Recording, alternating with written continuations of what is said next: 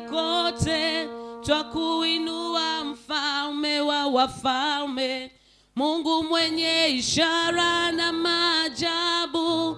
Twakuinua mfalme wa wafalme, umetamalaki duniani kote. Twakuinua mfalme wa Mungu wetu.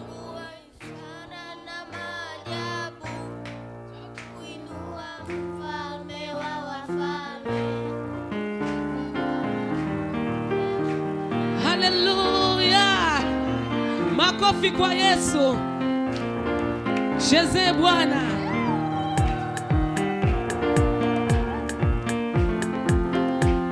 Yes.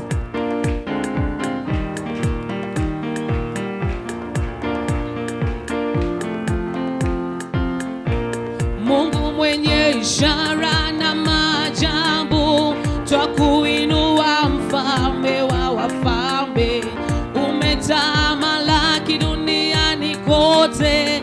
Twakuinua mfalme wa wafalme, Mungu mwenye ishara na maajabu. Twakuinua mfalme wa wafalme, umetamalaki duniani kote. Twakuinua mfalme wa Mungu wetu. Ishara na maajabu, twakuinua mfalme wa wafalme, umetamalaki duniani kote. Twakuinua mfalme wa wafalme, Mungu wetu. Ishara na maajabu, twakuinua mfalme wa wafalme, umetamalaki duniani kote. Twakuinua mfalme wa wafalme, Mungu mwenye ishara na maajabu.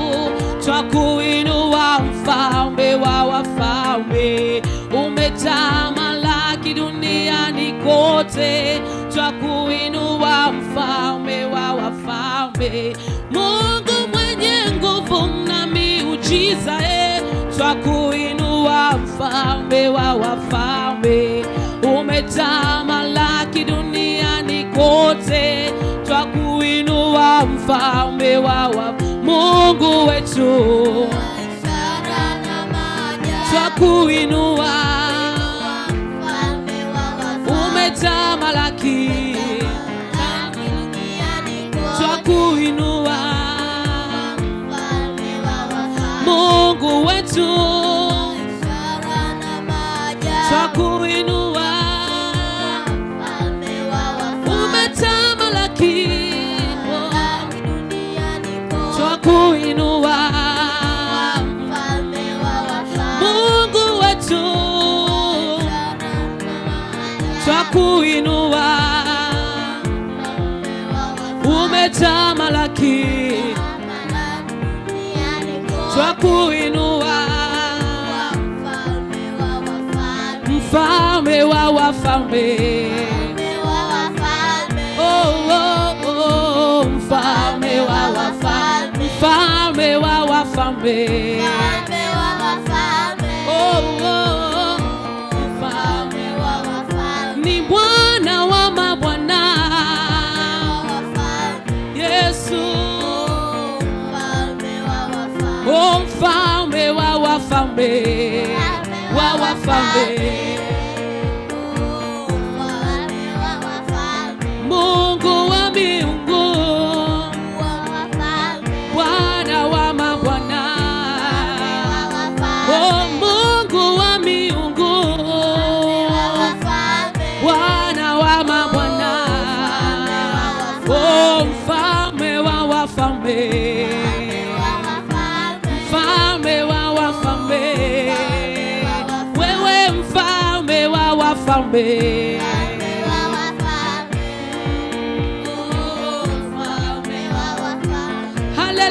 Haleluya! Wewe ni mfalme wa wafalme, wewe ni mzee wa siku. Pokea sifa na utukufu Mungu wetu, maana hakuna aliye kama wewe Bwana. Haleluya! Cheza kwa Bwana. mpaka alipotufikisha. Tunasema yeye ni Ebeneza. Haleluya.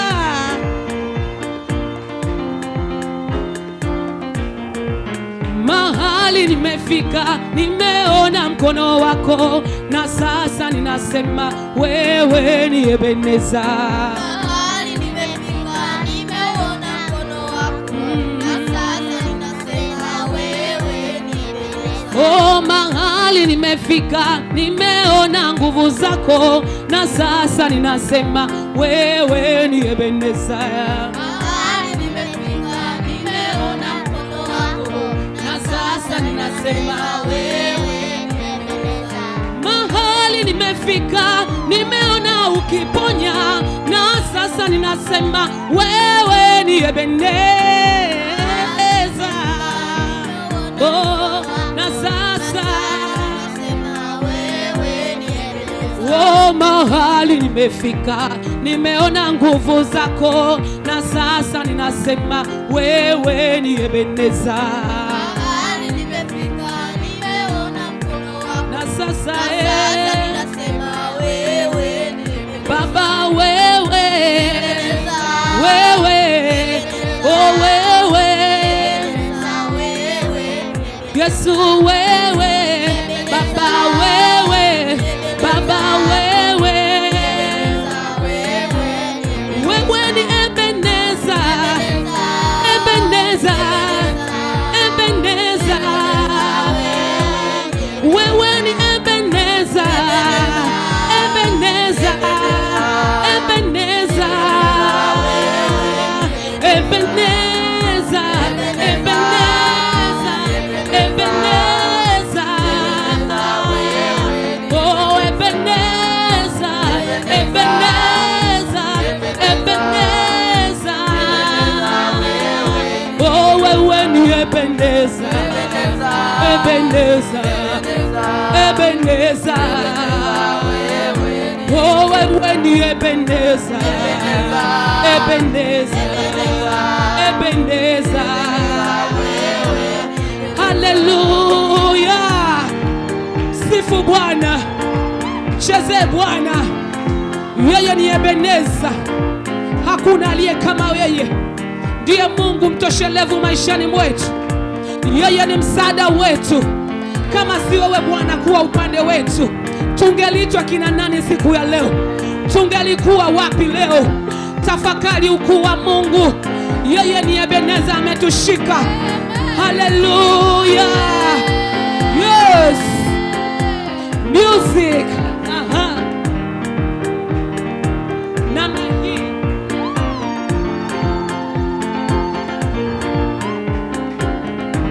Haleluya. Punga mikono namna hii. Yes. Aha. Yes. Wewe ni Bwana. Wewe ni Bwana.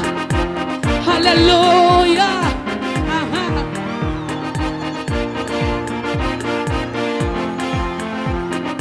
Oh, wewe ni Ebeneza. Ebeneza.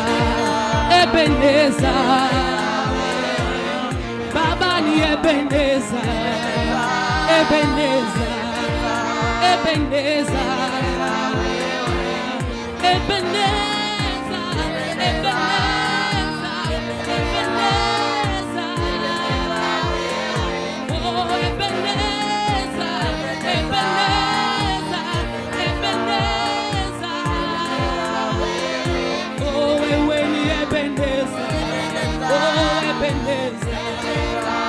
Ebeneza,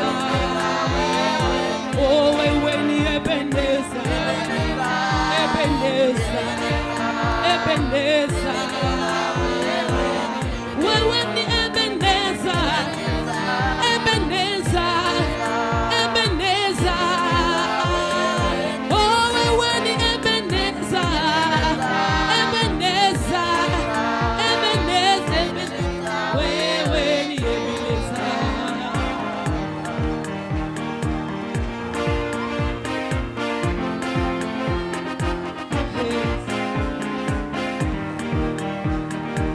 Tunamalizia na tunampa sifa Mungu wetu, maana katika yote, yeye anastahili sifa.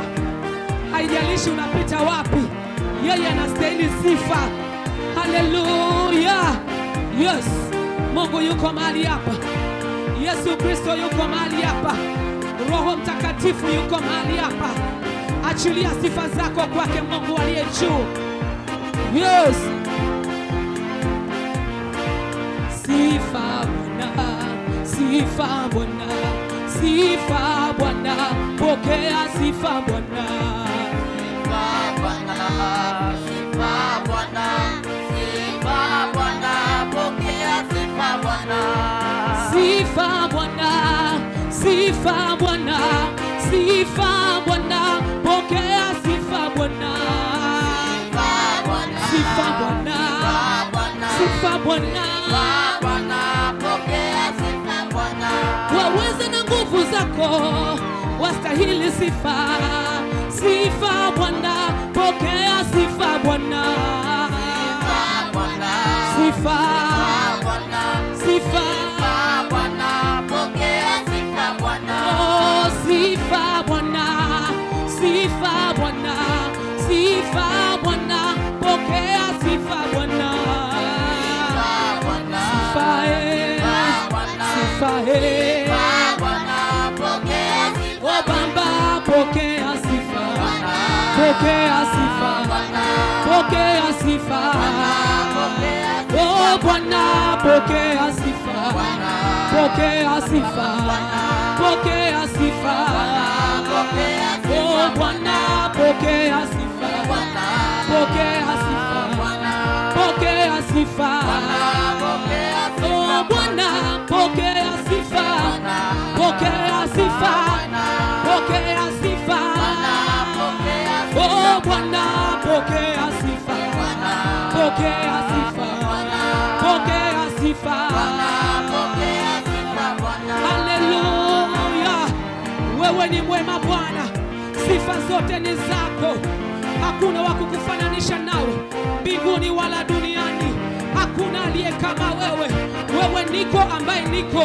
Haleluya, mcheze Bwana, anastahili sifa. Haleluya, Bwana pokea sifa, pokea sifa, pokea sifa.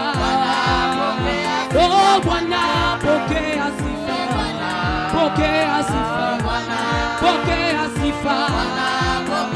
Oh Bwana pokea sifa, pokea sifa, pokea sifa. Wewe Bwana pokea sifa, pokea sifa, pokea sifa. Bwana pokea sifa, pokea sifa, pokea sifa. Bwana pokea sifa Bwana. Haleluya, haleluya, haleluya. Asante Yesu.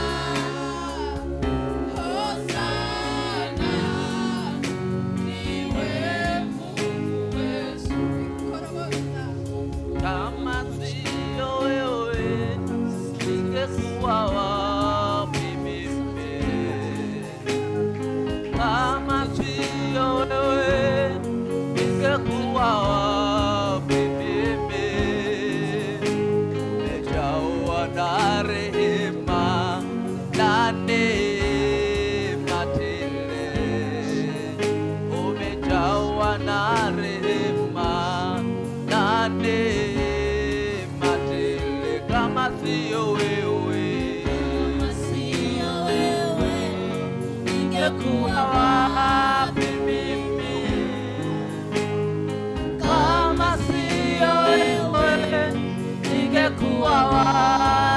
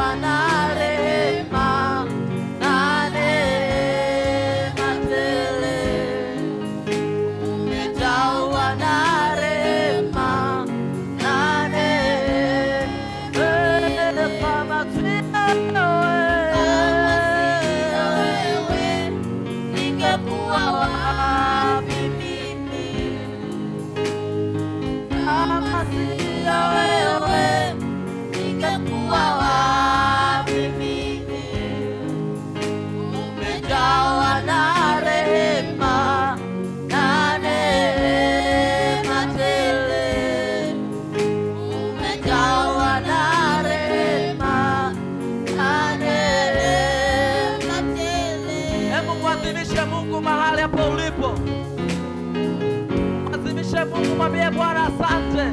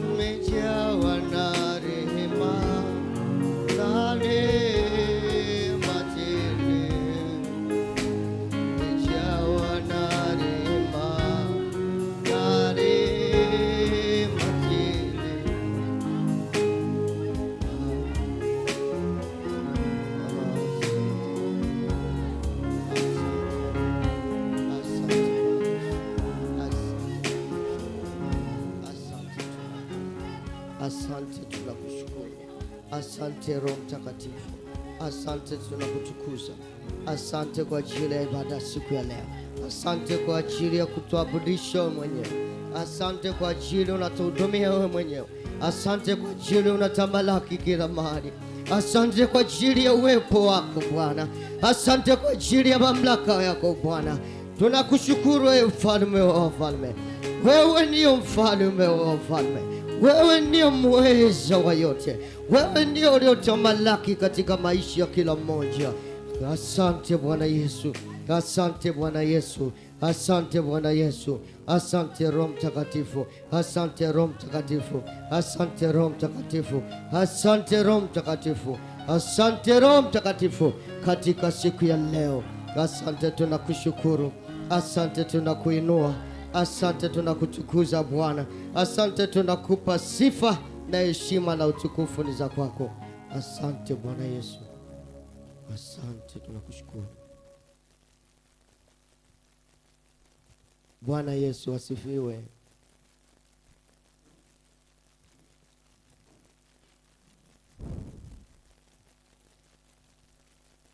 Bwana Yesu asifiwe sana. Bwana Yesu asifiwe sana. Tunamshukuru sana Mungu kwa ajili ya siku ya leo. Ni siku nyingine tena ambaye ametukutanisha kwa uwezo wake na mamlaka yake. Mungu wa mbinguni ni mwenye uweza wa kila kitu tunachokihitaji katika maisha yetu.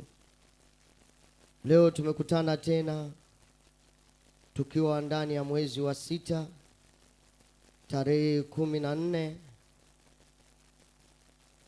ya mwezi wa 6, mwezi wa baraka,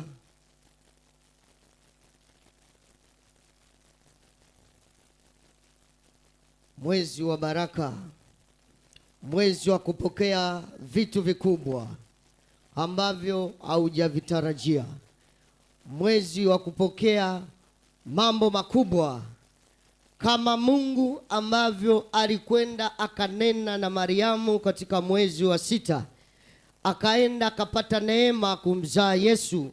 Mwezi wa 6 ni mwezi wa mambo makubwa. Wangapi wamezaliwa mwezi wa 6 hapa? Watu waliozaliwa mwezi wa 6, kuna vitu ambavyo Mungu anawekeza katika maisha yao. Kuna uwezo ambao Mungu anawekeza katika maisha yao. Na wakijitambua katika maisha yao, wanakuwa sio watu wa kawaida. Ni watu ambao wanaweza kaushangaza ulimwengu katika mwezi wa 6. Malaika Gabrieli alitumwa kwa Mariamu katika mwezi wa 6.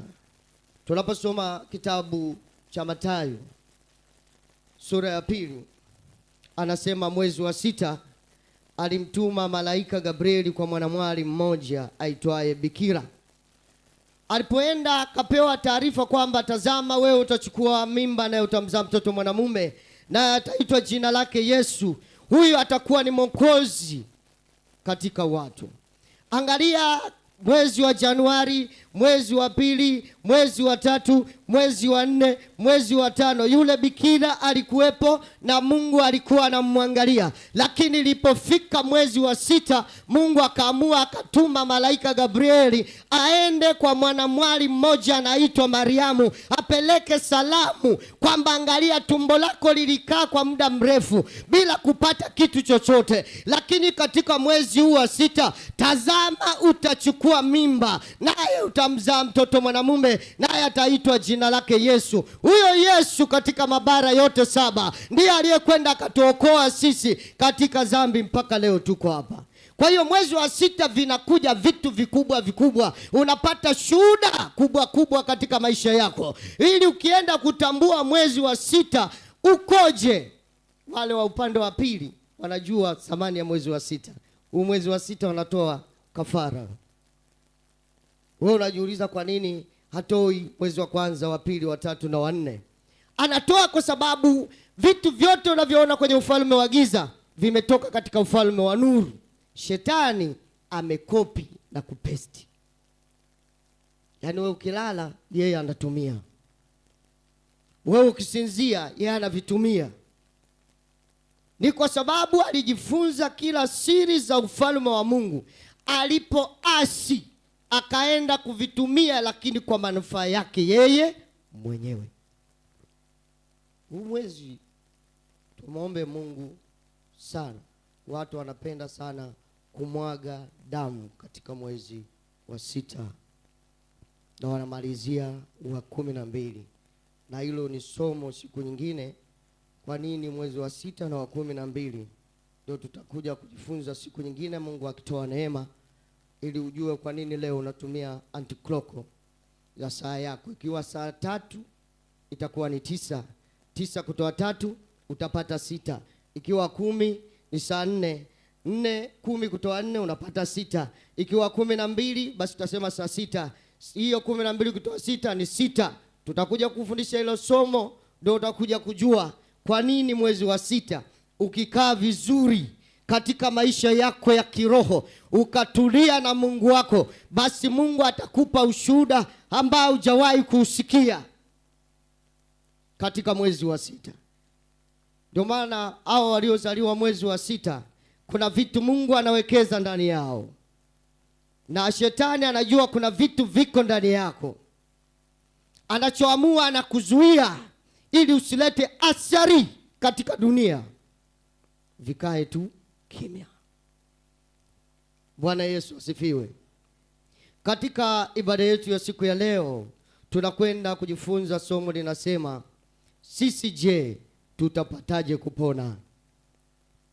Sisi je, tutapataje kupona? Tumejaa katika dunia iliyojaa mambo mabaya. Dunia ya leo imejaa mambo mabaya. Dunia ya leo mpaka makanisani, kuna baadhi ya makanisa yameharibika, yanakuwa kama ni mawakala wa shetani. Sasa swali linakuja, wewe unayemwabudu Mungu wa kweli, sisi je, mimi na wewe tutapataje kupona tusiwe kama wale? Waebrania sura ya 2, tuanzie mstari wa 1, lakini sisi tunautaka ule mstari wa 3. Waebrania sura ya 2, tuanzie mstari wa 1. Sisi somo hilo limebebwa na mstari wa 3. Kwa hiyo imetupasa kuangalia zaidi hayo yaliyosikiwa, tusije tukayakosa. Kwa maana ikiwa lile neno lililonenwa na malaika lilikuwa imara, na kila kosa na uasi ulipata ujira wa haki. Mstari wa 3, sisi je, tutapataje kupona tusipojali wokovu mkuu wa namna hii, ambayo kwanza ulinena na Bwana, kisha ukathibitika kwetu na wale waliosikia. Bwana Yesu asifiwe sana. Sisi je, tuliokuwa katika wokovu tutapataje kupona? Kama kuna dunia wanahangaika, wanaangamia kwa magonjwa yanayosumbua, sisi je, tuliookoka tutapataje kupona katika wokovu mkubwa wa namna hii, au katika majanga yanayosumbua katika nchi hii? Hilo ni swali. Sasa lazima uende kujua wewe unapataje kupona katika hatua tofauti tofauti tutakazo kwenda kujifunza siku ya leo. Jambo lako la kwanza ambalo unatakiwa kulijua ili uweze kupona katika wokovu tuliokuwa nao, ni lazima uwe msikivu katika mambo ya ufalme wa Mungu. Wokovu ni kuokoa kitu kinachoangamia. Wokovu ni kukiuisha kitu kilichokuwa kinateketea kikawa hai. Sasa swali linapokuja, sisi je, tutapataje kupona katika zama hizi tulizokuwa nazo? Jibu lake ni simame katika kusamini wokovu nilio nao. Hapo mstari wa 3b ndo anasema tutapataje kupona tusipothamini wokovu mkubwa ulio wa namna hii. Kumbe ili wewe upone, kinachotakiwa hapo uone neema ulionayo mpaka leo umekuwa umeokoka, lakini kuna ndugu zako wengine bado hawajaokoka. Usipothamini ukatunza wokovu, matokeo yake utakuwa ndani ya kanisa alafu unafanana na wale waliokuwa nje ya kanisa. Ni kwa sababu tu ya kutothamini wokovu ulio nao katika maisha uliokuwa nayo. Ukithamini wokovu uliokuwa nayo, ni lazima utakwenda kupona katika kila janga linalokusumbua. Waliokuja siku ya Ijumaa tulijifunza athari za manunguniko na malunguniko na malalamiko. Tukasema watu wengi sana hawajali ule wokovu walionao.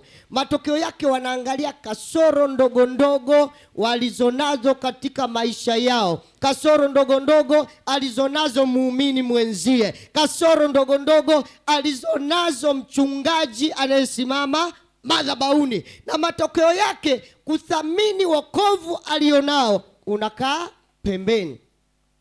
Na tulitoa mifano mingi sana. Wana wa Israeli waliambiwa mtakwenda katika nchi iliyojaa maziwa na asali. Walipoanza kunungunika, safari iliishia hapo. Sio tu wana wa Israeli, mpaka kiongozi wao Musa na nani? Na Kalebu. Uongozi ukaishia hapo. Akachagua mwingine, akawachagua wengine. Huyo ndio Mungu. Hataki manunguniko, anataka uthamini wokovu ulionao kwenye position ulionayo. Ndio maana nikasema kama kwenye wokovu Mungu amekuita ili uwe mwimbaji, basi simama kwenye nafasi yako ya uimbaji. Kama amekuita wewe kuwa mzee wa kanisa, simama kuwa mzee wa kanisa. Kama amekuita kuwa mwinjilisti, simama kuwa mwinjilisti. Afu muda mwingine unaweza ukawa kwenye kundi hilo wakawa wako wengi, alafu wana utegevu. Lakini simama wewe kama wewe. Na utakaposimama wewe kama wewe, huyo Mungu unayemtumikia, aliyekupa wokovu kwa neema, huyo atakulipa thamani ya kujitoa kwako.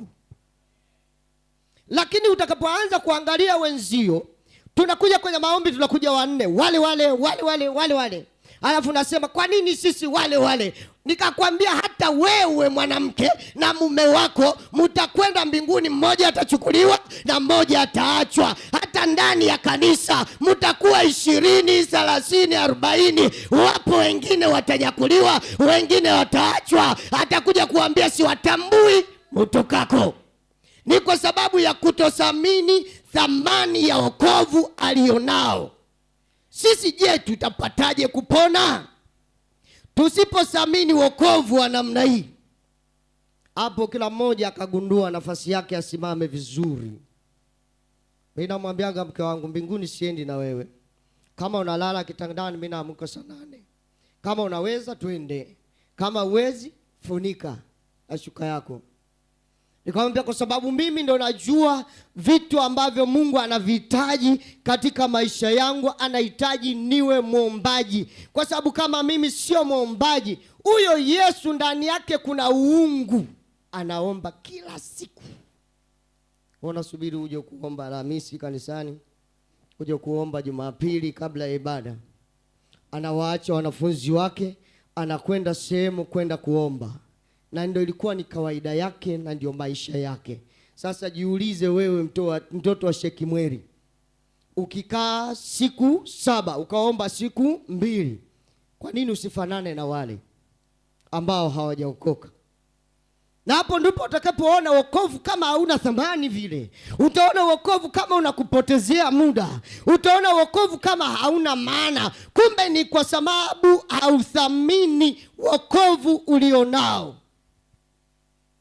Sio kwa sababu umepiganiwa na Yesu msalabani akamaliza kila kitu. Kuna maisha mengine inabidi uendelee. Baba na mama walikuwa ni matajiri, wakakupa misingi, ukakuta kuna nyumba, ukakuta kuna gari, ukakuta kuna maduka. Wanapokufa wale, wanakuachia wewe na akili zako timamu. Kama hauna akili timamu, utajiri unakufa.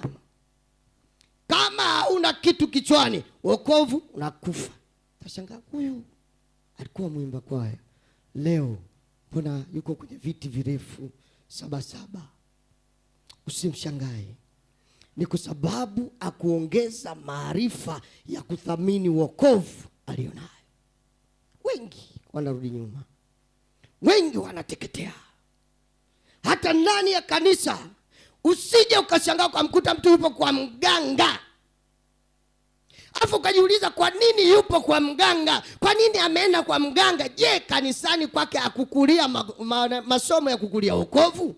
Yote yale kamaliza, lakini kwa sababu ya kutothamini wokovu alionao, jinsi gani ya kuutunza, basi anapotea, anakwenda kwa shetani. Sasa ni vitu ambavyo leo tunavyoenda kuviangalia. Tutapataje kupona sisi?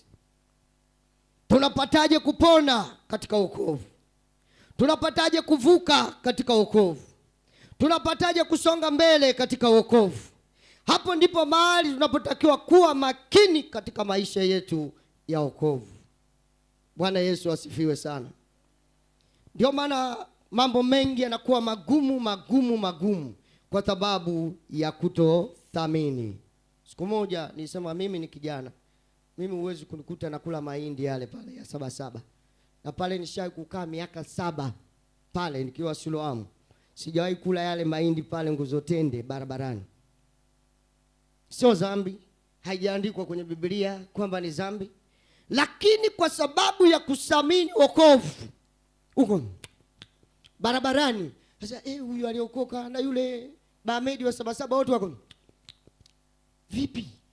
Lazima watofautishe, lazima waende wakutofautishe kati yako wewe na wengine. Matendo yako yatofautiane kati yako wewe uliokoka na yule asiokoka. Tabia zako zitofautiane kati yako wewe na yule ambaye asiokoka, na matokeo yake yule ndugu yako asiokoka ana nafuu. Sasa ile ni hasara. Unashangaa miaka nenda rudi, bado upo pale pale. Tunafahamu, nilifundisha somo la ukuaji wa kiroho, nikasema mnafahamu hizi hatua hizi ziko 5. Tukasema mtu anakuwa mtoto kama hapa, anamtegemea baba kila kitu. Akishatimiza miaka 18 ana mambo mawili: binti anaweza kupata mtoto, mwanaume anaweza kaenda kujitegemea akaoa, anaitwa kijana. Akishakuwa kijana akioa au binti ameolewa, akishazaa anaingia kwenye majukumu mengine, anaitwa baba au anaitwa mama, na akili inabadilika, sio ile ya utoto, sio ile ya ujana, inakuwa akili ya ubaba. Akishavuka hapo anaitwa mzee au babu, maana mtoto wake ameshapata mjukuu. Akitoka hapa anaitwa kikongwe. Sasa kuna watu leo ndani ya kanisa ni vikongwe, lakini akili zao kama za watoto wachanga. Mchungaji yupo? Hayupo. Kama yupo mimi siendi kanisa. Yaani anauliza kama hayupo siendi kanisani, wakati wale wa upande wa pili wale wanakwenda kwenye ibada zao, wanainama, wanainuka, wanainama, wanainuka. Padre hayuko mbele, mchungaji hayuko mbele, kasisi wao hayuko mbele, na Mungu wao anawajibu vema, vema, vema, vema, vema. Ndio maana hatufanani katika maisha. Wewe unamwangalia mchungaji, angalia agano aliloweka Mungu na hii madhabahu.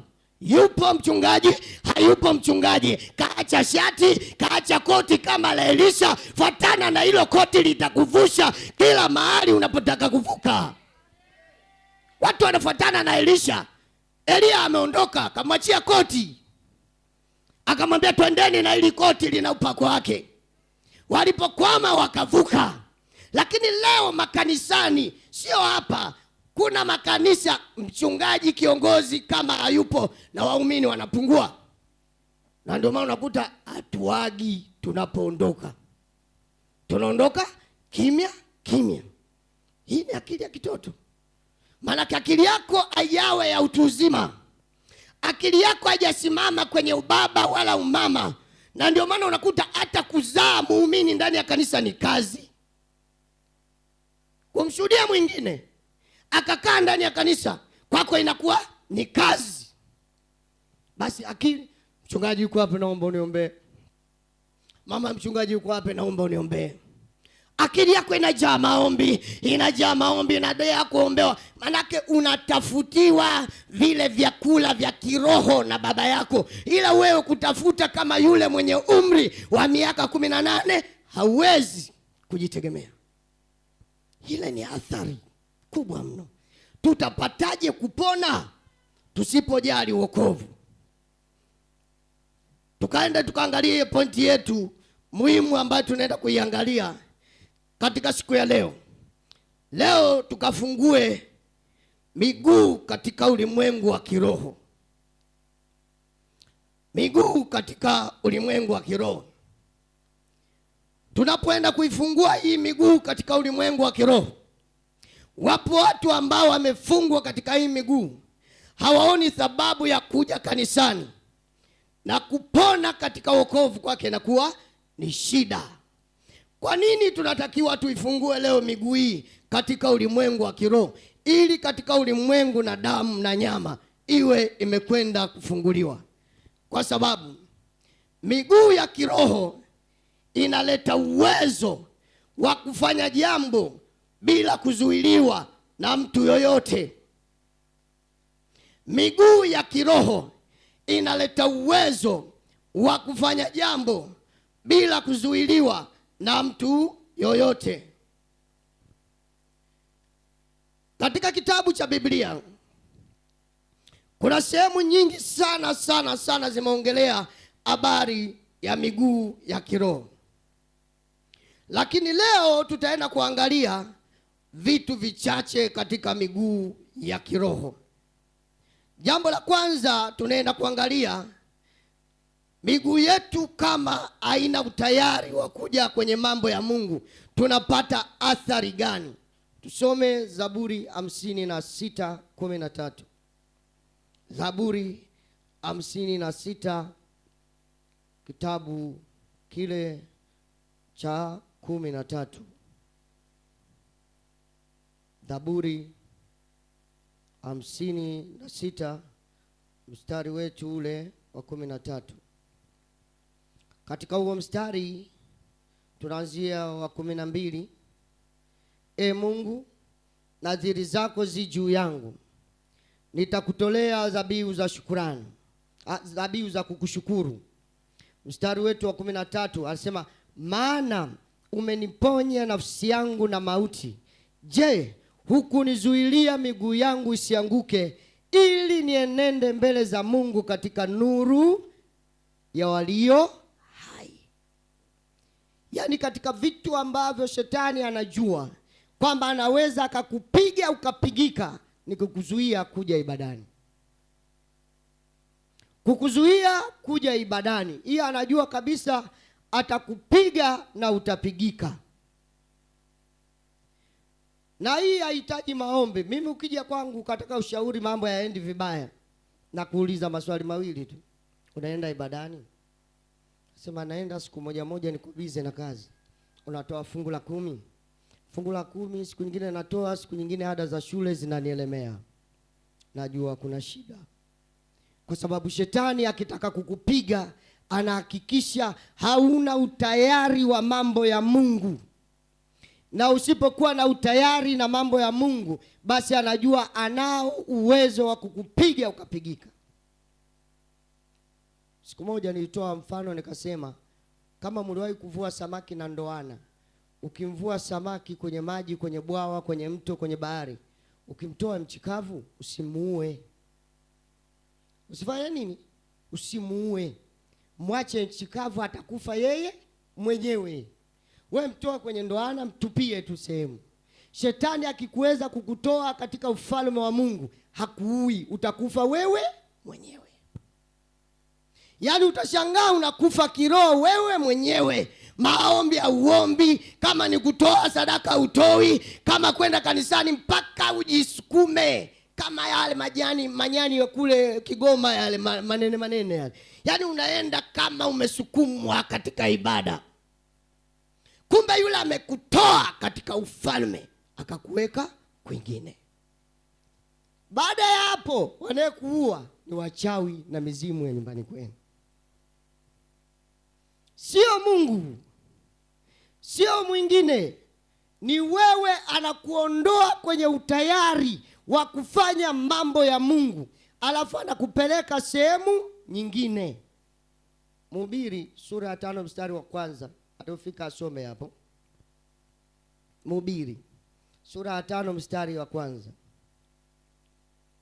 Jitunze mguu wako uendapo nyumbani mwa Mungu, maana ni heri kukaribia ili usikie, kuliko kutoa kafara ya wapumbavu ambao hawajui kuwa wanafanya mabaya. Hawajui kuwa wanafanya mabaya. Ila anakuambia jitunze mguu wako uendapo nyumbani mwa Mungu. Hapa na maana kubwa sana. Utakapoitunza miguu yako ikawa tayari katika kwenda kwenye mambo ya Mungu, basi Mungu atakwenda atakuokoa kila mahali ambapo adui anataka ushindwe, pale atakuokoa. Kwa hiyo jambo la kwanza kabisa, usikubali. Tutapataje kupona? Jambo la kwanza anasema usikubali shetani akakutoa kwenye nafasi yako katika wokovu. Usikubali akakutoa kwenye nafasi yako. Kama unataka kupona katika maisha haya ya dunia, katika ushirikina uliojaa ndani ya tanga, kubali kabisa shetani asikutoe katika nafasi ulionayo katika wokovu, kwa sababu Mungu anajua gharama aliyokutengeneza mpaka ukafika hapo. Anakutetea, anafyatua mitego, anaharibu kila mipango ya adui, kwa sababu anajua kuna vitu amewekeza ndani yako. Na kisha kutoa hapa, wewe kupona ni ngumu. Kama yule samaki, kimtoa kwenye maji anakufa mwenyewe. Jambo la pili, kama unataka kupona, ihukumu au jitenge na mizimu ya ukoo na kabila yenu. Mizimu ya ukoo na kabila yenu. Kwa sababu kazi ya mizimu ya ukoo na kabila yenu inakutoa kwenye uwepo wa Mungu, halafu haikusaidii na kuacha upigwe na wewe. Tusome kitabu kinaitwa Zakaria. Kitabu cha Zakaria. Zakaria sura ya 3. Tusome mstari wa kwanza mpaka wa 7. Jitenge na mizimu. Ya kwanza, usikubali kutolewa kwenye nafasi ulionayo katika ufalme wa Mungu. Zakaria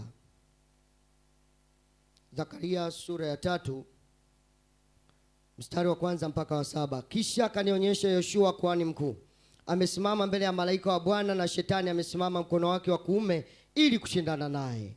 Bwana akamwambia Shetani, Bwana akukemee ewe Shetani, na Bwana aliyechagua Yerusalemu na akukemee. Je, hiki sio kiginga kilichotolewa motoni? Kiginga kilichotolewa motoni. Basi Joshua alikuwa amevaa nguo chafu sana, naye alikuwa akisimama mbele ya malaika. Naye huyo akajibu akamwambia wale waliosimama mbele yake akisema, mvueni nguo zile chafu. Kisha akamwambia yeye, tazama, nimekuondolea uovu wako, nami nitakuvika mavazi ya samani nyingi. Nikasema, na wampige kilemba kizuri kichwani pake. Basi wakampiga kilemba kizuri kichwani pake, wakamvika mavazi, naye malaika wa Bwana akasimama karibu. Kisha malaika wa Bwana akamshuhudia Joshua akisema, mstari wetu wa 7, Bwana wa majeshi anasema hivi, kama ukienda katika njia zangu na kama ukishika maagizo yangu, ndipo utakapoihukumu nyumba yangu, nawe utailinda viua vyangu, nami nitakupa nafsi ya kunikaribia kati ya hao waliosimama karibu. Mnajua kiginga? Huku sijui Kiswahili cha pwani kinasemaje. Kiginga ni kama kaa la moto lilioshika. Sasa Joshua ni mtumishi wa Mungu, wakamuondoa kwenye moto. Na wakisha kuondoa kwenye moto wa maombi uliokuwa nayo, kwenye moto wa utoaji uliokuwa nayo, kwenye moto wa kupenda ibada, hauponi hata kama umeokoka. Yaani hapo hauponi na uwezi kusurvive katika wokovu. Moto ule wakichochea ile kuni inashika. Akija mchawi kuigusa ule mkaa unamunguza. Lakini wakishaitoa kwenye moto wakaiweka pembeni, akija mchawi akigusa biashara yako, akigusa mifugo yako, akigusa watoto wako, haiunguzi. Ijapokuwa unasali kwenye kanisa lina fire, lakini haiunguzi, kwa sababu wewe umeondolewa katika kiginga cha moto, umewekwa pembeni. Kataa kuondolewa katika kiginga cha moto. Joshua walimtoa wakamweka pembeni. Kilichotokea, wakachafua mavazi aliyonayo. Mwingine nasema nimeenda kwa mganga wakaniambia nyota yangu imeshuka. Wewe nyota inapandishwa na Mungu. Angalia Yesu alipozaliwa tu, nyota yake wakaiona mamajusi. Hata unaporudi ndani ya kanisa, nyota yako itasimama imara. Hii inashuka kwa sababu umeacha ibada, umeacha maombi, umeacha kutoa sadaka, umeacha kusimama katika nafasi yako. Ndio maana nyota inashuka. Unashukaje nyota na unaenda kanisani? Wewe nyota inashukaje na unaenda kanisani? Haiwezi kushuka. Nyota ikishuka, wewe cha kwanza kazana kwenda kanisani katika maombi. Usiache kwenda kwenye maombi. Usiache kutoa sadaka kwa kidogo ulicho nacho, maana nyota ikishuka na mipango ya maisha inaharibika, kazi zinaharibika, biashara haziendi. Kile kidogo ulicho nacho nenda kagawane na Mungu, halafu Mungu ataipandisha tena ile nyota, utasimama imara tena katika jina la Yesu. Hapo utapona ndugu yangu, hapo utapona. Simama katika nafasi yako katika kuhukumu miungu inayokuzuia na kukuvalisha mavazi machafu. Usitolewe katika malengo ulionayo kwa sababu tu kuna mtu alienda alikukwaza. Usikubali. Lakini kuna jambo lingine ambalo tumeenda kuliona katika ili uweze kupona, basi uwe na maisha mapya katika wokovu. Maisha mapya katika wokovu. Wengi wanapenda sana kusoma kitabu cha Wakorinto. Anasema ukiwa ndani ya Kristo, ile Wakorinto wa pili sura ya 7. Asema tazama ya kale yamepita, umekuwa mapya. Lakini hayo mapya anajiuliza, akikaa akijiangalia yeye kabla hajaokoka na baada ya kuokoka, haoni utofauti. Kumbe hiyo ni kwa sababu ya machanganyo ya maisha ulionayo. Nani wanajua uji wa ulezi? Kuna wanajua uji wa ulezi? Mpishi wa uji wa ulezi anapouandaa, anaenda ananunua mchele kidogo, anachukua ulezi kidogo, anachukua soya kidogo, anachukua ngano kidogo, halafu anachanganya. Sasa ukichanganya mambo ya Mungu, tabia zako za zamani kabla ya wokovu na baada ya wokovu, Mungu anakaa pembeni. Utasikia uji mchele umezidi, haunogi, ukasage tena ulezi tupu uchanganye.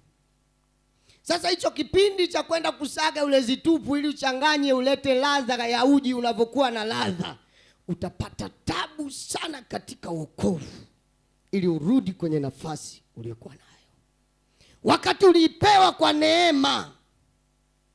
Tusome Yeremia sura ya 5. Yeremia, tusome kitabu cha Yeremia sura ya 5. Kitabu cha Yeremia sura ya 5 mstari wa 23 mpaka ule wa 25. Yeremia sura ni ya 5 mstari ni wa 23, tusome mpaka ule wa 25. Lakini watu hawa wana moyo wa kuasi na ukaidi, wamewasi, wamekwenda zao, wala wasemi mioyoni mwao, basi na mtumche Bwana Mungu wetu, aletaye mvua ya mwaka, mvua ya vuli kwa wakati wake, na kutuwekea juma za mavuno zilizoamriwa. Mstari wa 25 inasema hivi: maovu yenu yamegeuza haya, na dhambi zenu zimewazuilia mema yasiwapate.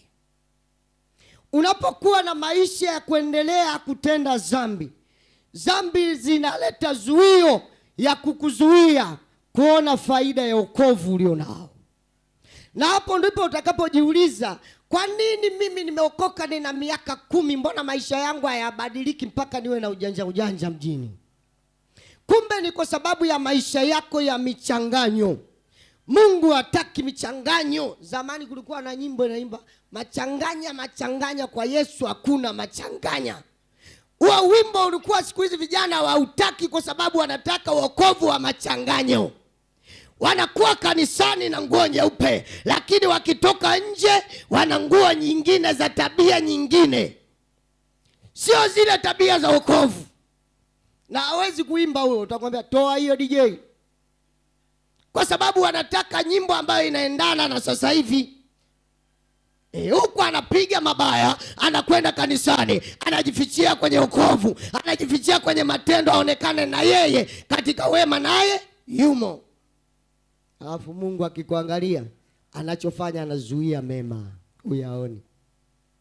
Hajuiza vipi wakati wenzangu wanabarikiwa?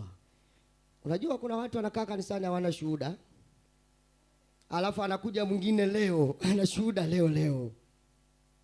Yana anakuja mwingine leo anapewa shuhuda leo. Mpaka wajiuliza, huyu Mungu ana upendeleo? Hana upendeleo, bali ukitenda kwa haki atakupa. Wewe ukiona upati shuhuda ndani ya kanisa, mtumishi yule kuna watu wana shuhuda katika maisha yao, wewe geuka wewe. Niwaambia siku moja, nikatolea mfano nikasema, ukiona ndoa migogoro ya mara kwa mara mpaka wanakwenda kuachana, mmoja hajakubali kushuka. Lakini ukikubali kushuka, ngoma inaenda. Inaenda. Ni kama dereva anapokuwa barabarani, akiona huyu jamaa anaendesha anajisahau, inatakiwa afunge breki, anafunga yeye. Anaendesha gari hili, anaendesha la nyuma, anaendesha la mbele. Hata wewe katika maisha ya wokovu lazima ujichunguze mwenyewe, umesimama wapi? Ukiwa mtenda dhambi unachanganya, Mungu mema utayasikia kwenye TV. Mungu hataki mtu ambaye anachanganya. Mungu hataki mtu ambaye hamtegemei. Mungu hataki mtu ambaye hamwamini, hampendi. Anakaa pembeni na ana mpango na wewe. Siku moja watu wawili walienda kutoa sadaka, Kaini na Abeli. Huyu akatoa wanyama, huyu akatoa mazao yake. Ya huyu wakaitakabali, ya huyu akasema Mungu kaa pembeni, akaisukumiza pembeni. Aliporudi akaanza kama kumlaumu Mungu, kwa nini sadaka yangu ni mzuri hukuitakabali? Akamwambia, ukitenda mema basi utapata kibali machoni pa Mungu. Kumbe kama unataka kibali machoni pa Mungu, wewe tenda mema. Ukitenda mema, huyo Mungu unamtumikia, basi atakupa kibali. Kuna watu wanafikiri kupata kibali kwa mtu wa Mungu kweli ni mpaka umpelekee umbea. Huyo sijui kama sio mtu wa Mungu. Kama sio mtu wa Mungu, utampelekea umbea, atakupenda wewe. Lakini kama ni mtu wa Mungu, atakachoangalia na Mungu atamsemesha ni kila kibali ulichopata mbele za Mungu, basi utapata na mbele za wanadamu. Asema Samueli akakuwa, ikaongezeka hekima na maarifa ndani yake, akampendeza Mungu, akampendeza na mwanadamu, akapata kibali kwa Mungu, akapata kibali na kwa wanadamu. Sio maneno unayopeleka, hiyo yatakwenda yatapanguliwa. Huyo Mungu atamwambia, katika wanafiki na huyu ni mmoja wapo, kana mbali. Mungu anakwenda anapangua. Wewe tafuta kukaa vizuri na Mungu wako. Hapo ndio utapona. Sisi je, tutapataje kupona katika wokovu tusiposamini wokovu tulionao? Sio kwenda, unajua mtumishi pale kuna mmoja yuko 1 2 3 4, unarudi unasema ameshasikia hiyo, tuone utekelezaji. Na yule mtumishi akiwa na roho ya Mungu ndani yake, anasikiliza, alafu anaongea na Mungu wake, anamwambia jambo hili, je, linapata kibali machoni pako au halipati kibali? Akiona uzeto, achukulia hatua, anatupa kwenye dustbin, alafu anaendelea na kumtumikia Mungu. Ndiyo kanuni ya kupata kibali. Ili uweze kupona mbele za Mungu, thamini wokovu ulio nao. Hiyo itakupeleka mbali katika wokovu.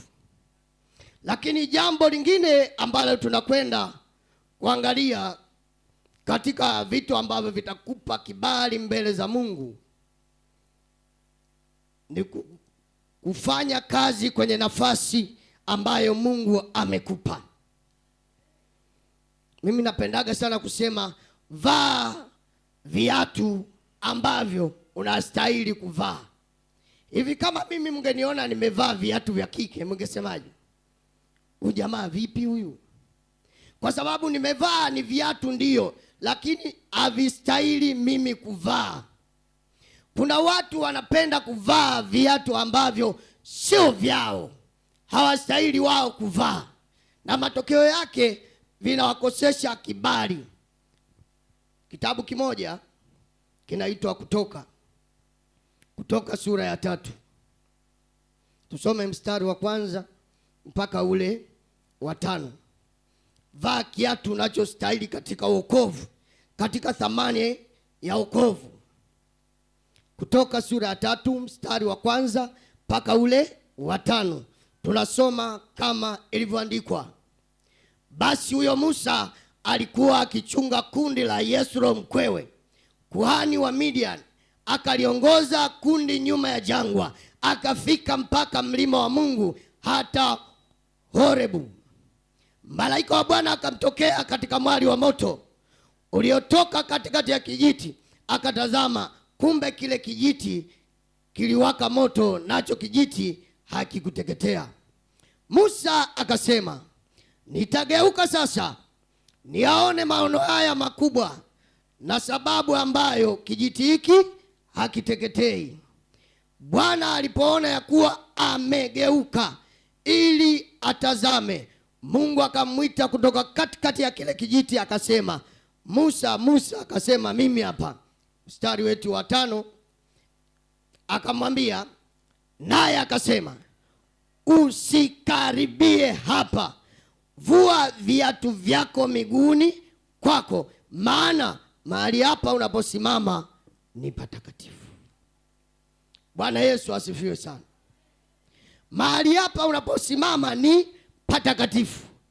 Hivi unafikiri Mungu alimwambia avue viatu hivi? Viatu hivi havimsaidii chochote Mungu kwenye ufalme wa Mungu. Hivi hata uingia navyo kwenye ibada havina mahusiano na Mungu. Vipo viatu Mungu anavyotaka uvivue kule getini, sio hapo mlangoni, kule getini. Ikiwezekana viache kule utumishi. Viatu hivyo, viatu ni kazi yako wewe, ya kazi yako ya zamani ambayo ulikuwa unaifanya, haimpi Mungu utukufu.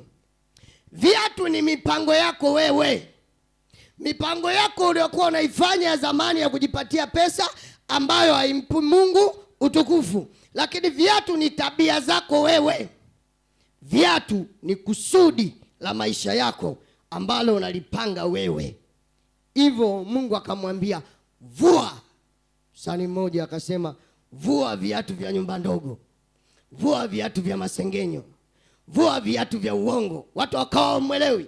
Kumbe yeye ameelewa anachozungumziwa Musa, kwamba vua viatu vyako, mahali hapa ni patakatifu. Anataka zile kazi zake za mipango yake ya zamani aziache, aendane na kazi za Mungu jinsi zinavyotaka. Hapo ndipo utaenda kupona katika wokovu. Sasa kuna watu wanavaa viatu ambavyo si size yao. anajitwika majukumu makubwa ambayo sio saizi yake, alafu mwenyewe anaona naweza. Ukivaa kiatu ambacho si saizi yako, wale wanaokuangalia wanakuchukulia kama kituko, kwa sababu sio saizi yako. Hata ukivaa viatu vidogo na wewe una mamlaka kubwa, watu watakao kuangalia pia utaona wanakucheka, kwa sababu wewe mwenyewe ni mkubwa, umevaa viatu vidogo. Kwa hiyo vua viatu vyako, alafu vaa viatu ambavyo Mungu amekuvalisha. Na watu wakitaka kukuvua viatu vya kiroho katika maisha yako, ili visionekane vina thamani yale majukumu aliyokupa Mungu, utashangaa katika maisha yako unakutana na ndoto za ovyo ovyo. Ndoto za ovyo ovyo za mara kwa mara. Mara umeng'atwa na mge kwenye kidole gumba, mara umeng'atwa na nyoka kwenye kisigino. Kuna mwingine anawahi kuota anaona kuna mtu anamfutia, ametoka kula, ametoka kushika mkaa, alafu anamfutia kwenye nguo zake, anakasirika, na alipoamka asubuhi akaona ni sawa, kumbe katika ulimwengu wa roho anamchafulia mavazi. Ni jambo la kutojua. Lakini kama unaota unang'atwa na mge, unaamka asubuhi kidole kikiangalia kizima, lakini usiku umeota umeng'atwa na mge. Unaota unang'atwa na nyoka kwenye kisigino, unaota mambo ya ovyo ovyo, ni kwa sababu unavaa viatu ambavyo sio size yako. Hapo lazima, kama unataka kuchukua maamuzi, lazima muulize Mungu, maamuzi haya nataka kuchukua Mungu, je, nifanye nisifanye? Utashangaa atakwambia acha. Ni kwa sababu kuna zuio. Nyoka akishakung'ata wewe anakuachia sumu. Kwani sumu inanenepesha? Inafanya nini? Inaua. Sumu inaua. Ukiona unang'atwa na mge, inaua. Ukiona unang'atwa na nyoka, inaua. Kuna vitu vya Mungu katika ulimwengu wa kiroho anaviua ndani yako. Hapo ndo unatakiwa uamke kwenye maombi. Piga, takasa kwa damu ya Yesu. Piga, takasa kwa damu ya Yesu. Piga, takasa kwa damu ya Yesu kila mahali. Miguu ikichafuliwa katika ulimwengu wa roho chafu, katika ndoto, mguu ni mlango. Mlango, mnaona huu mlango huu? Miguu ya binadamu ni mlango unayoruhusu mtu kuingia au kuto kuingia kama umefungwa. Kama mlango haujafungwa katika miguu yako, basi waovu wanaweza sana kutumia huo mlango.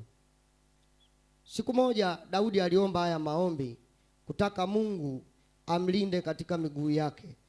Hii Zaburi ya 56 mstari wa 5 na wa 6. Zaburi ya 56 mstari wa 5 na ule wa 6. Inasema hivi: mchana kutwa, Zaburi ya 56 mstari wa 5 na wa 6. Mchana kutwa wanapotosha maneno yangu, mawazo yao yote ni juu yangu kunitakia mabaya. Mstari wa 6, hukutanika, hujificha, huziangalia nyayo zangu, kwa kuwa wameniotea nafsi yangu. Hapa wengine si tumezaliwa kwenye makanisa, baba ni mchungaji na mama ni mchungaji eti, au tulitokea kule kwingine kama mimi. Uliwahi kujiuliza kwa nini mganga alikuambia peleka nyayo ya bosi wako? Umewahi kujiuliza kwa nini mganga, wewe dada uliokuwa unataka upendwe na mume wako, alikuambia niletee nyayo ya mume wako? Nyayo yako akikamata katika ulimwengu wa roho, hata kwenye ulimwengu wa damu na nyama na mwili hauna sei yoyote.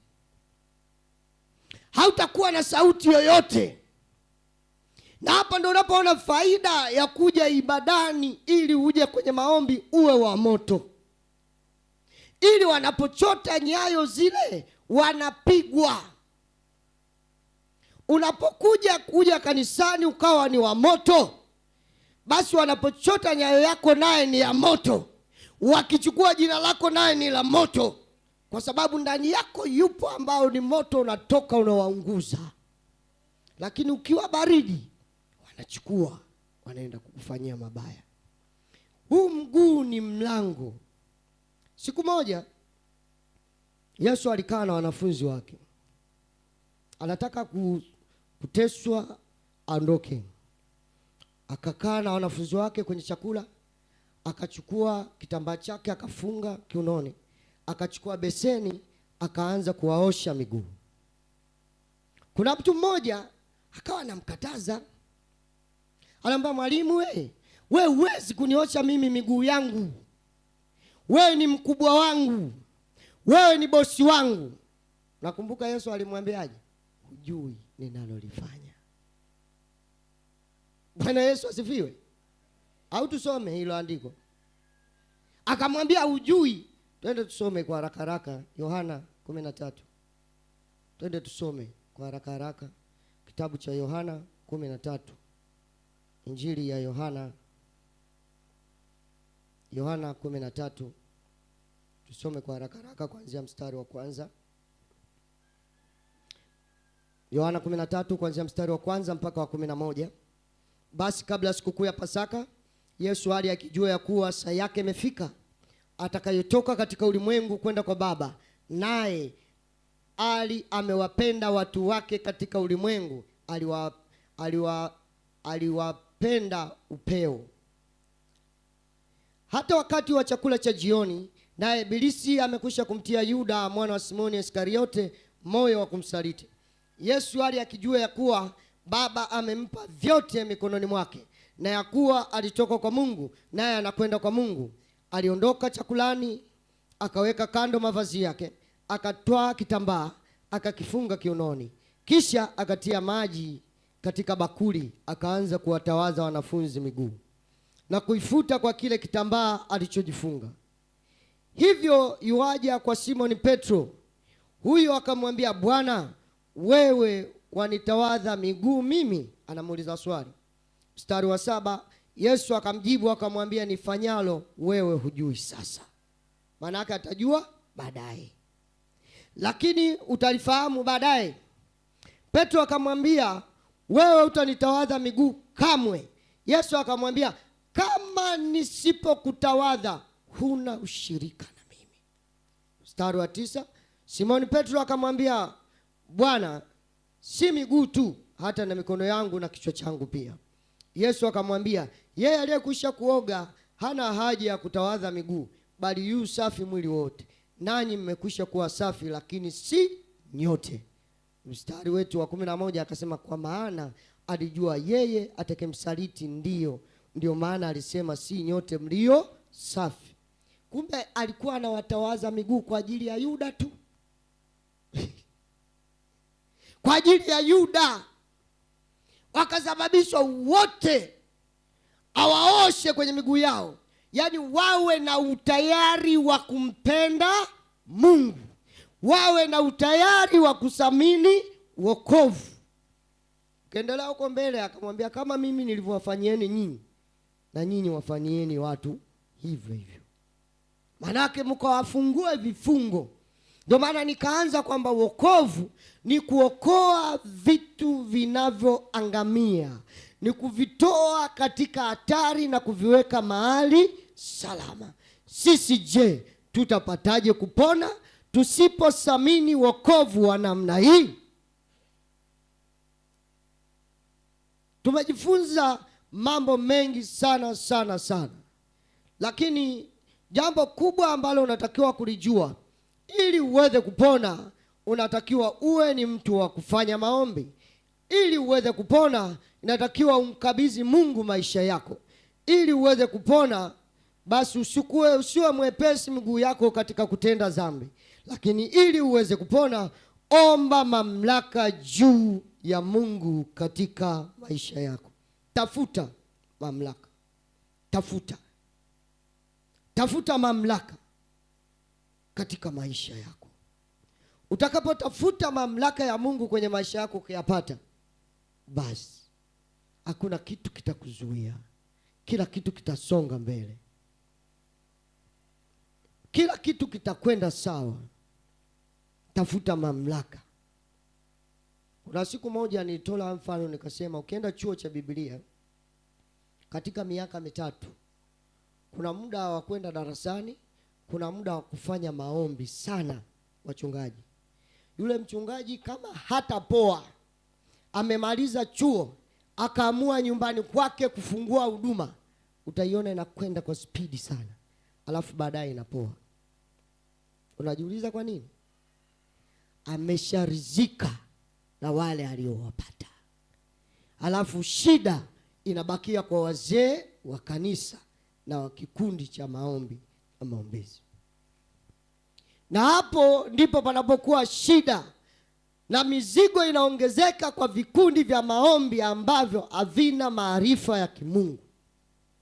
Wewe unaombea kanisa, mchungaji hayupo, mchungaji msaidizi hayupo, mwenye maarifa ya kuona kinabii hayupo, akawaambia jamani, twende tuombe hivi, tusiombe hivi, hayupo.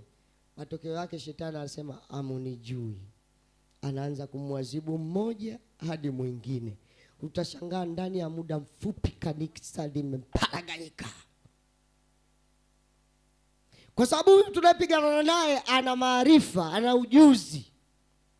Yaani kumuondoa kule mbinguni hakunyang'anywa ujuzi, hakunyang'anywa kila alichojifunza. Ni kama wewe umekaa kwenye kiwanda kinachoweza kutengeneza soda, alafu baadaye ukafukuzwa kazi. Material unayajua, ukienda nyumbani unatengeneza soda zako feki. Ndio anachofanya shetani. Alijifunza mafunzo yote ya Mungu, anajua. Sasa akiona humu mwenye maarifa katika kikundi cha maombi hayumo, basi anaanza kutandika mmoja hadi mwingine, mmoja hadi mwingine. Ndio maana kama anaanguka mtu kwenye maombi, usiharakie kumdaka kama hauko vizuri, mwache agaragari. Hiyo homa mwachie mchungaji. Yule shetani akishajua wewe una kimbelembele, ni kama unataka kuokoa ugomvi kati yako wewe yule na mchungaji, anaramia kwako. Alafu kwa sababu nguvu za Mungu hazipo, utaona mambo yako yanakuwa magumu baada ya kuwa tu mzee wa kanisa. Ajiuliza ni nini? Kumbe ni kwa sababu unafanya vitu ambavyo sio wakati wako. Tafuta nguvu za Mungu, tafuta maarifa ya Mungu kwa maombi, kwa kufunga na kuomba. Tafuta siku na mchana, tafuta. Wakati wewe unaenda kulala usingizi, wenzako wanakwenda kuvunja nazi njia panda na mayai ili kukuchafua. Alafu unatafuta mchana, piga kwa jina la Yesu. Wenzako washaamka. Wale unawapiga wamefanya nini? Wameamka, wapo kwenye mishemishe zao ngandini. Ila ungewapiga usiku wako kazini, ungewavurugia, na Mungu angekupa nguvu ya ziada ya kuwavurugia mipango yao. Sasa unataka kuomba mchana, unaomba asubuhi saa 1, Baba nilinde mimi, piga kwa jina la Yesu, piga kwa jina. Wewe hakuna unachopiga, watu wako ngandini na irizi zao zinavuta wateja namna hiyo. Usiku anapokwenda, alfajiri anavunja njia panda ili awe na kibali. Hapo ukipiga unamharibia. Manake yeye anapanda, wewe unaharibu, unafukua kila alichopanda. Ndio maana hadi utoto kuomba saa 1, saa 2 asubuhi, saa 3, saa 4, saa 5, saa 6. Acha huo ni utoto. Amka usiku, amka alfajiri. Huo ndio muda. Hawama kupewa dawa kabla hujaokoka kaoge mchana saa 7. Kwani hajui? Anajua vizuri. Wewe fanya vitu ambavyo vitakupa mamlaka, vitakupa nguvu. Omba usiku, jitoe, toa kafara ya kuacha usingizi. Hautafanana na mtu. Hautafanana na mtu. Hiyo kafara tu kisha ya kuacha usingizi, ya kuwa mwana maombi kuliko wenzio. Kuna siku hapa baba alisema, mimi wakati nimeokoka, yeye sio mimi, alisema alikuwa anatamani awe ananena kwa lugha kuliko wote. kanisani. Unaona kazi? Sasa ile ilikuwa ni kiu yake ndani ya moyo wake, na Mungu kuna vitu alimpa ambaye yule mwingine alikuwa naye kanisani hampi. Kama mnataka kujua, ajiulize alikuwa hudumu na alikuwa na wenzake, kwamba kuna vitu anampa huyu hampi, kwa sababu hawa katika kutoa kafara ya usingizi hawafanani, katika juhudi ya kutafuta mamlaka ya Mungu hawafanani, katika kusamini wokovu walionao hawafanani. Mungu atakutofautisha. Tusimame tumalize ibada yetu kwa maombi.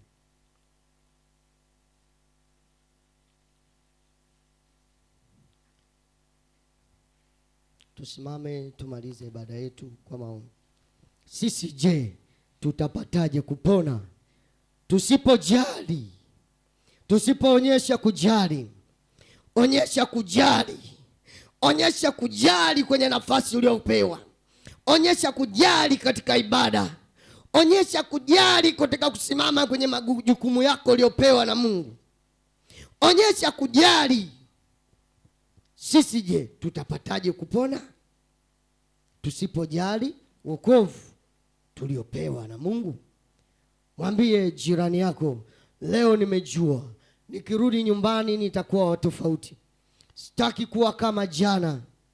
Leo napeleka hoja za Mungu, nataka kuanza kwa upya, ili nitakapokwenda kumaliza mwezi wa 12 basi niende kumaliza nikiwa na shuhuda. Twende mbele za Mungu, kila mmoja amwambie Mungu asante. Baba, katika jina la Yesu, asante kwa ajili yako siku ya leo. Tumesimama mbele zako Bwana kwa ajili ya mamlaka yako na uwezo wako. Leo tumejua, tumetambua samani ya wokovu tulikuwa tunaichukulia kwa kawaida na mazoea, lakini wewe Bwana hauna kawaida na mazoea. Wewe Bwana ni mpya kila itwapo leo. Katika ibada ya leo tumejua thamani katika maisha ya wokovu ni kwenda kujitofautisha katika maisha yetu. Tunakwenda kuwa waombaji katika maisha yetu. Tunakwenda kusimama vizuri katika nafasi tulizokuwa nayo katika maisha yetu yote. Tukiwa hapa duniani tunakwenda tunasimama, tukiwa hapa duniani tunakwenda kutenda mema ili tuweze kulipwa mema, ili tupate mambo makubwa, ili tuweze kubarikiwa, ili tuweze kuinuliwa. Leo tumejua, leo tumetambua katika jina la Yesu, kila aina ya miguu iliyokuwa imeletewa uzito katika maisha yake, akaletewa uzito, ule uzito wa kuomba, ule uzito wa kusoma neno, ule uzito wa kusikiliza mahubiri, ule uzito wa kutoa sadaka, ule uzito wa kwenda ibadani. Leo tunaukataa katika jina la Yesu. Katika miguu yetu tunakwenda tunakataa kwenye nyayo zetu, tunakataa katika ulimwengu wa kiroho, tunakataa kwenye miguu yetu, tunakataa kila mahali popote. Tumejua, tumetambua kama wewe Mungu unaweza kufanya mipango, unaweza kufanya nguvu katika miili yetu, katika jina la Yesu. Katika jina la Yesu. Mwambie Bwana, leo nimetambua nafasi ulionipa. Leo nimetambua nafasi ulioniweka Bwana. Leo nimetambua nguvu zinatoka wewe kwako Bwana. Leo ninautafuta ufalme wako ili yale mengine niweze kuzidishiwa, katika jina la Yesu. Nimeshajua katika siku ya leo ili niweze kupata kibali mbele ya watumishi, mbele ya watu na mbele ya Mungu, niweze nitende mema katika maisha yangu, nikatende mema katika huduma nilionayo, nikatende mema katika nafasi niliyowekwa na Mungu, katika jina la Yesu. Mwambie Mungu, leo nasimama kwa upya. Sitaki kutolewa kwenye moto kama Joshua alivyotolewa kama kiginga cha moto akapoa. Leo maombi uliokuwa umepoa, ulipoa kila mahali. Leo nenda kawashe ule moto. Wacha huo moto, wacha huo moto, wacha huo moto, wacha huo moto, wacha huo moto, wacha huo moto. Moto karudi, moto karudi, moto karudi, moto karudi, moto karudi kila mahali popote, ukarudi huo moto katika jina la Yesu. Ukarudi huo moto. Asema tazama ulipoanguka, ukarejee kwa Mungu wako.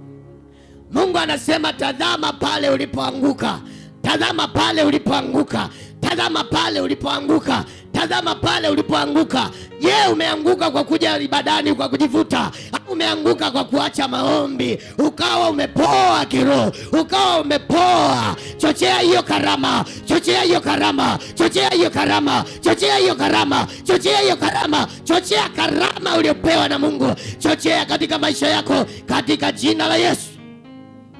Chochea karama ulionayo. Asema chocheeni karama mliopewa na Roho Mtakatifu.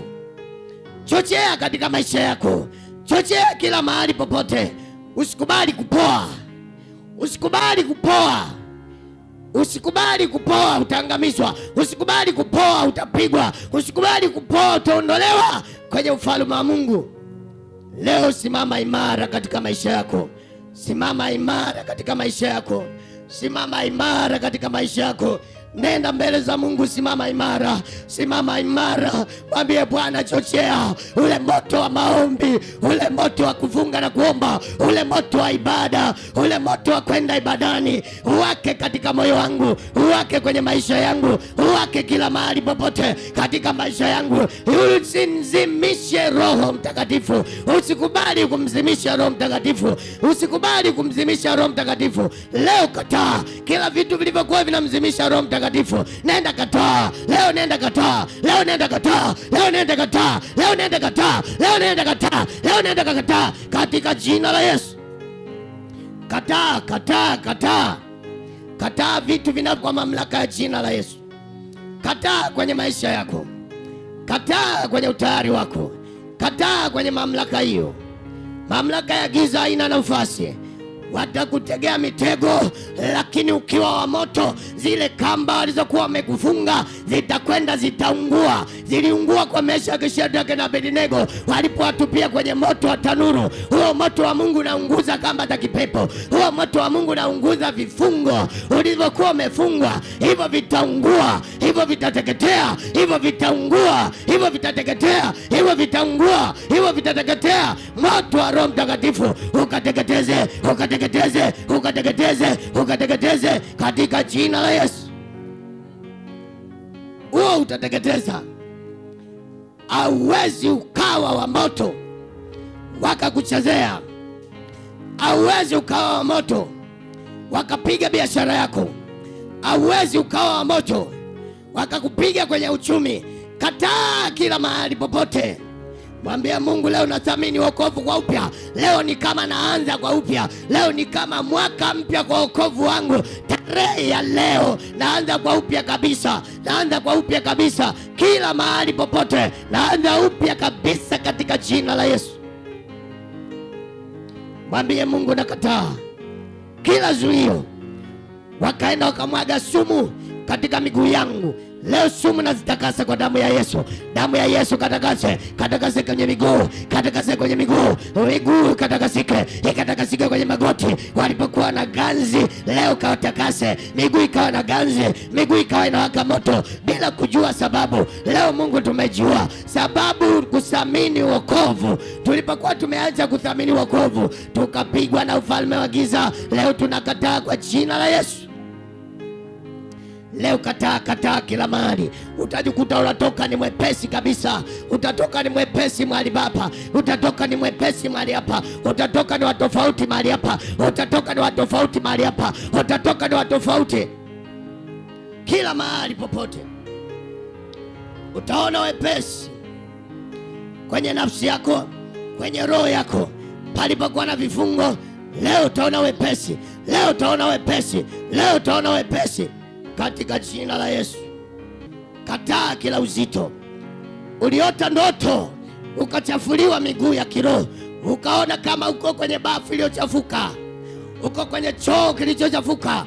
Mwambie Mungu, nakataa kuchafuliwa. Ukaona kuna mtu anajipangusia katika mavazi yako meupe, kumbe alikuwa anakuchafua, alikuwa anakuharibia, alikuwa anakuchafulia kwenye ulimwengu wa kiroho. Leo kataa, leo kataa, leo kataa, leo kataa, leo kataa, leo kataa, leo kataa, leo kataa, leo kataa. Kataa kila mahali, kataa kila mahali, kataa kila mahali, kataa kila mahali, kataa kwa jina la Yesu. Kataa kabisa. Kataa, kataa, kataa, kataa. ule moto unaunguza kamba za kipepo. Sasa hivi unaunguza, sasa hivi unaunguza, sasa hivi unaunguza, sasa hivi unaunguza katika jina la Yesu. Kila mahali ulipoenda ukakamatwa kule kuzimu, ukakamatwa kule ujinini, ukakamatwa kule ngomeni, ukakamatwa kule ujinini, leo tunakataa. Leo tunaondoa kila nafsi iliyoshikwa ikawa ni uzito kwenye ibada, ikawa ni uzito ikajivuta katika ibada, ikajivuta katika utoaji, ikajivuta kwenye mambo ya Mungu. Leo yakatae, leo yakatae, leo yakatae, leo ikatae. Kataa hizo kamba za mauti. Daudi aliona kamba za mauti zimemfunga katika miguu yake. Wewe kazifungue leo, kazifungue leo, kazifungue leo, kazifungue katika jina la Yesu. Kataa kila mahali popote. Mwambie Bwana, nakataa. Nakataa kwenye maisha yangu kunirudisha nyuma katika wokovu, mpaka nikakumbuka maisha ya zamani, nikakumbuka tabia za zamani. Hiyo yote walikuwa wanarudisha nyuma. Leo mimi nakataa. Sitaki katika maisha hayo. Ninataka nikuone Bwana, nataka nikuone Bwana na nguvu zako zote na mamlaka yako yote na uwezo wako wote katika jina la Yesu.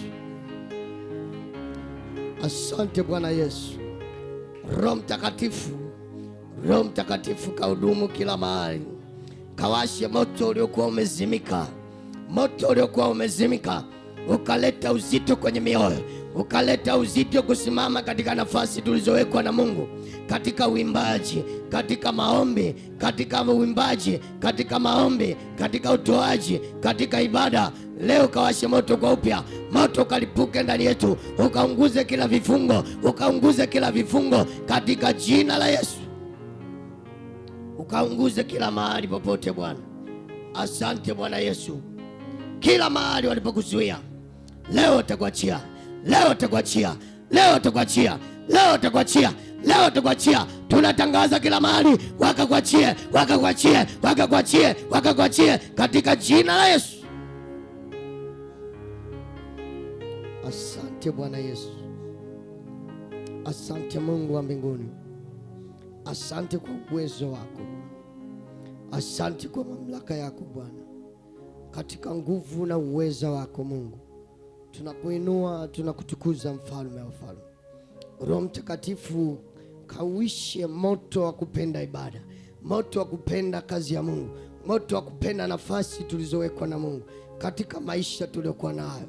Ukaanze kuamka kwa upya, ukaanze kuamka kwa upya, ukaamke kwa mabinti, ukaamke kwa kina mama, ukaamke kwa kina baba katika jina la Yesu. Sikubali kumzimisha Roho Mtakatifu ndani yako. Faida iko kubwa kwako kuliko kwa mwingine. Faida ipo kubwa kwako. Watajaribu kutega mitego lakini hautanaswa. Watajaribu kukutegea mitego, vizuizi havitakuzuia. Vitateketea, vitateketea, vitateketea, vitateketea katika jina la Yesu.